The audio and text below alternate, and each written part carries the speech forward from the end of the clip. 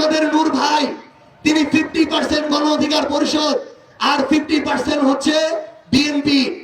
এই দুইটা মানুষকে আমরা সেই আওয়ামী লীগের সময় সংস্কারের পক্ষে কথা বলতে দেখেছিলাম, অত্যাচার সহ্য করতে দেখেছি, আন্দোলনে দেখেছি, 18 কোটা আন্দোলনে দেখেছি। অথচ একটা প্রতিমন্ত্রীর লোভে, একটা পদমর্যাদার লোভে বিবেক বোধ বিক্রি করে দিয়ে, দল বিক্রি করে দিয়ে তারা এখন দলীয় চাটুকার হিসেবে আবির্ভূত হয়েছে। এরকম আরেকটা লোক ছিল, দলের নাম গণসংহতি আন্দোলন, নাম জোনায়েদ সাকি, যার মুখে প্রথম আমরা সংস্কারের কথা শুনেছি, সংবিধান পুনর্লিখনের কথা শুনেছি, বাংলাদেশের রাষ্ট্র কাঠামো সংস্কারের কথা শুনেছি।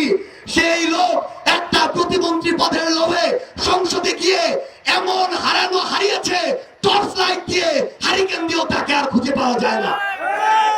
এই হচ্ছে আমাদের বড় বড় সংস্কারবিদ, এই হচ্ছে আমাদের পুরাতন আন্দোলনের এক একজন লড়াকু সৈনিক।